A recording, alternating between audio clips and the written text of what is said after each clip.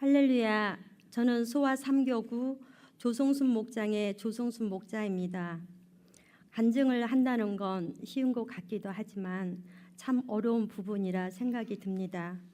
간증을 거절도 했지만 거룩한 부담감을 가지고 순종하는 마음으로 이 자리에 서게 되었습니다.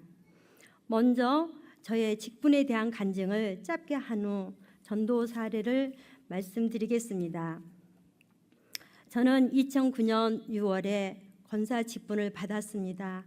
그해 11월에 제가 존경하고 사랑하는 어머님이 천국으로 가셨습니다.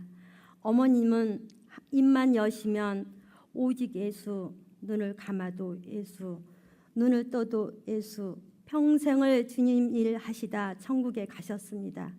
저희 집에 오시면 짐 내려놓고 포스트로 하신 말씀은 하나님께 예배 드리자 하시고 가실 땐 아들, 며느리, 손자들 한 사람 한 사람 손 붙잡고 축복 기도를 꼭 해주셨습니다. 그리고 어머니는 항상 애비 우리 이장로, 우리 조근사라고 부르시며 소원처럼 늘 말씀하셨습니다. 하지만 저는 권사라는 직분은 무겁고 부담스럽게 생각했습니다. 평신도로 교회 다닐 때 교회 오면 성도님들이 가장 많이 하는 스몰톡은 장로, 권사, 직분 받는 분들이었습니다. 그런데 어머니는 항상 저만 보시면 조근사 언제 되냐고 늘 물으셨습니다. 이렇게 어머니는 저에게 직분에 대한 부담감을 주셨습니다. 늘 이렇게 믿음과 사랑의 마음으로 자녀를 대하시는 어머님께 한 번은 목사님 가르침대로 남편 몰래 용돈을 100만 원 드렸더니 동네 방네 다니시며 며느리 자랑하시고 딸들에게도 자랑을 침이 마르도록 하셨다고 합니다. 어머니께서 천국 가기 직전 9월 생신 때 자녀들이 자리를 비우고 아무도 없는 데서 저를 꼭 안아주시며 이렇게 말씀하셨습니다. 나는 너를 며느리와 딸도 되지만 믿음의 딸로 여긴다, 사랑한다 하셨습니다. 그런 어머니의 사랑이 얼마나 컸던지 지금도 그 사랑이 너무도 고맙고 감사하고 그립습니다. 어머님의 임종 후 마지막 운명 인사로 어머니 잘 가세요. 천국에서 만나요. 그랬더니 어머님이 그래 잘 있어라. 그 음성이 지금도 잊을 수 없고 생생합니다. 어머님의 그 사랑이 그리워서 힘들었지만 내겐 기도가 있어서 힘이 되고 이길 수가 있었습니다. 천국 가신 지 3개월 후에 신흥교회 공동묘지에 계신 어머니 산소를 찾았는데 평소 같으면 공동묘지가 무서워 얼씬도 못했지만 어머니는 이러한 며느리를 배려하듯 그날 그 묘지는 아침 햇살처럼 포근하고 따뜻했습니다. 어머니는 천국에서도 자식들과 후손들을 위해 늘 기도하시는구나. 천국 믿음에 대한 확신을 또 한 번 갖게 되었습니다. 그리고 제가 지금 이 자리에 목자 권사로 서 있는 것이 그토록 권사 직분을 받기 원하셨던 어머님께 제일 큰 효도를 하고 있지 않나 생각을 합니다. 하나님은 권사 직분 받은 후에 저에게 많은 은혜와 복을 주셨습니다. 하나님께서 하나님께 드리는 기도와 간구는 내 삶의 많은 열매로 나타나기 시작했습니다. 물론 기도 가운데 회개의 눈물도 있었지만 감사의 눈물이 저에겐 더 많고 더 컸습니다. 어느 날 기도를 드리던 중 하나님께 이런 질문을 했습니다. 아버지, 나 같은 죄인한테 이토록 복을 부어주시고 은혜를 주시는데 그 이유가 뭘까요? 그때 내 심령에서 응답이 왔습니다. 첫째는 내가 날 한 번도 배신하지 않았기 때문이다. 둘째는 날 위해 젊은 날에 시골 교회에서 충성을 다했기 때문이다. 셋째는 어떠한 어려움에도 원망하지 않았기 때문이다. 그 말씀을 듣고 가만히 생각해 보니 정말 맞았습니다. 내 젊은 시절에 오직 교회 안에서 충성한 걸 하나님은 기억하셨습니다. 또한 서울 대림동에서 보증금 200에 월 25만 원, 조그만 단칸방에서 내 식구가 일용할 양식을 염려하고 살던 그 시절에 단 한 번도 하나님을 원망하지 않았다는 걸 하나님은 정확히 알고 말씀하셨습니다. 저는 그 세월을 기억도 못하고 잊고 살았는데 우리 주님은 기억하시고 그리 말씀하셨습니다. 얼마나 하나님 사랑이 크던지 저의 가슴으로 표현 다 못할 만큼 감사할 뿐이었습니다. 그저 소나기의 눈물을 한없이 흘렸습니다. 내 삶을 뒤돌아보면 오직 하나님께 감사의 고백뿐입니다. 제가 재정부실에서 헌신한 지 몇 년 동안 재정부가 참 애롭고 고립된 부서라는 생각을 했습니다. 목자 모임도 참석 못하니 당연히 교구 식구들과 대화도 없고 얼굴도 볼 수가 없어 고립된 신앙생활을 했습니다. 참으로 외로운 부서가 재정부가 아닌가 싶었습니다. 그런 저에게 지난밤 저희 교구 헌신 예배를 통하여 고인물과 같았던 내 신앙의 터닝 포인트가 주어졌습니다. 시간을 쪼개 교구 임원 모임에 참여하게 되면서 고인물과 같았던 저에게 전도의 힘과 비전이 생겼습니다. 수화 3교구 헌신 예배는 전도로 헌신하자라는 마음으로 임원들은 전도 5명 이상, 교구는 50명을 전도 목표로 릴레이 기도와 작전 기도로 시작하게 되었습니다. 임원들이 먼저 전도 헌금과 찬조를 모으고 목자들과 교구 식구들도 모두가 한 뜻을 품고 전도를 하게 되었습니다. 저는 성인 5명과 어린아이 4명을 등록하게 되었습니다. 고인물과 같았던 저에게 전도의 열매는 큰 비전을 심겨 주었습니다. 마음이 행복했습니다.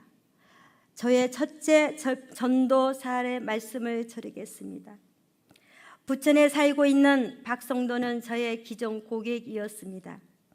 이분을 등록시키기 위해 기도하면서 전도를 시도했습니다. 그러나 그분의 남편이 전도에 큰 방해거리가 되었습니다. 등록하는 과정에서 남편은 교회 가지 말고 차라리 절에 가라고 했습니다. 하지만 성도님은 저의 권유로 남편 몰래 3딸과 500여 교회를 오게 되었습니다.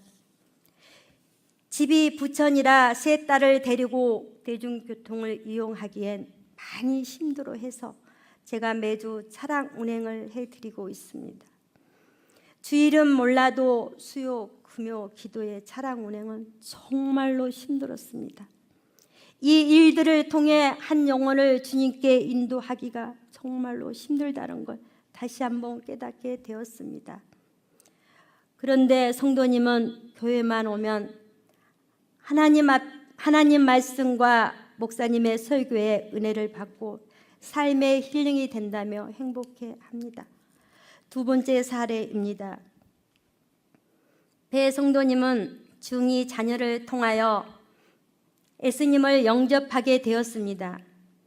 부인은 강명 큰 시장 안에서 치맥 장사를 하십니다. 그런데 중2 막내 아들이 공부는 안 하고 사고만 치는 것입니다. 그래서 아들이 교회를 다니면 혹 변화가 오지 않을까 하는 마음으로 아들과 함께 교회를 다니고 싶다는 것입니다. 하지만 마귀는 주일날만 되면 어떻게 하든 아들을 교회 가지 못하게 여러 가지 방법으로 사건들을 만든다고 하는 것입니다. 이 사실을 알고 나는 저는 지속적으로 영적 전투를 선포하며 마귀를 물리치는 기도를 드렸습니다. 마침내 주님은 영적 전투에서 승리하게 하시고 성도님은 아들과 함께 교회에 등록하게 되었습니다. 이 일들을 이루신 하나님께 찬양합니다. 할렐루야. 세 번째 전도 사례입니다. 서울에 사신 김 성도님은 저희 회사 동료였습니다. 나이 60세에 우울증이 찾아왔습니다.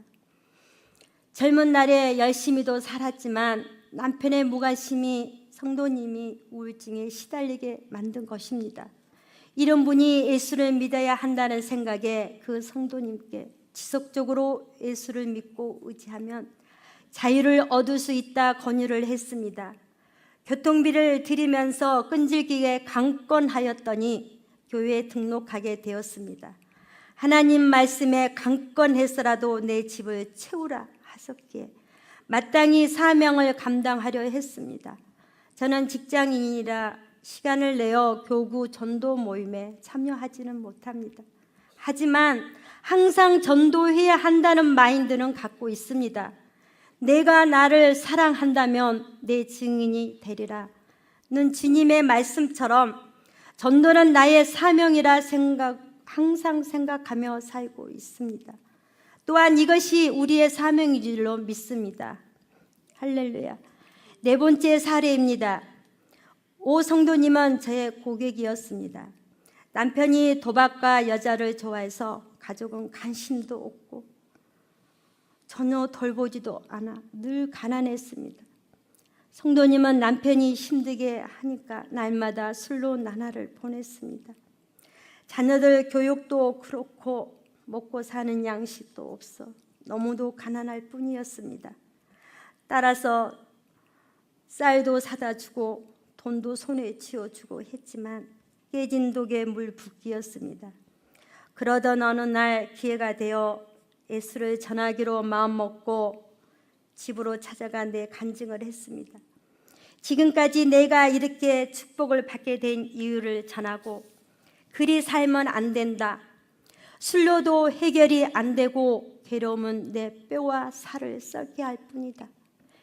이제 예수를 믿고 그 짐을 예수님께 맡기고 우리 함께 예수를 믿어 봅시다. 이렇게 기도해 주고 등을 다독다독 두드리고 안아주었더니 눈물을 흘렸습니다. 사랑에 굶주리고 삶에 지친 눈물이기에 때문에 저도 함께 울었습니다.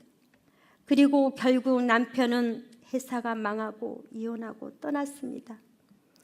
계속되는 가난과 남겨준 두 자녀들, 한 여자의 인생이 참 어둡다는 생각에 슬펐습니다. 이런 분들이 진정 주님을 만나야 하고 예수를 믿어야 한다라는 생각이 절실했습니다. 지하 월세살이 하는 모습도 너무 마음이 아팠습니다. 그래서 결단하고 지속적으로 예수 전도법으로 기도하고 물질과 사랑으로 관심을 주고 표현하다 보니 우리 교회에 오게 되었습니다. 담임 목사님 설교를 듣고 여기가 천국인 것 같다며 내가 너무나 바보처럼 살았다고 내게 용기 주고 힘 주어서 고맙다고 말했습니다. 그 후로 술 없이는 못 살 것 같은 사람이 술도 끊고 이젠 내가 뭐라도 한번 해볼게요 하더니 시간이 흘러 어느 날 식당 부엌 도우미로 조금씩 벌어서 생활하는 걸 보았습니다. 아쉽지만 지금은 집 가까운 교회에서 열심히 신앙생활하고 있습니다. 항상 어둡기만 하던 얼굴에 이젠 미소가 있고 활짝 웃기도 합니다. 그 성도님을 이렇게 바꾼 것은 온전히 신앙의 힘이라 생각합니다. 끝으로 저의 비전을 말씀드리겠습니다. 하나님께서 저에게 다시 한번 삶의 터닝 포인트를 주신다면 저는 20년 영업 기술을 전도에 접목해서 100명의 영혼들을 전도하고 싶습니다. 저는 전도란 이 세상을 향하신 하나님의 사랑의 표현이라고 믿습니다. 저의 미약한 삶이지만 이러한 하나님의 사랑을 나타내는데 저를 기꺼이 드리고 싶습니다. 끝까지 저의 부족한 간증을 들어주셔서 감사합니다. 조성순 목자였습니다.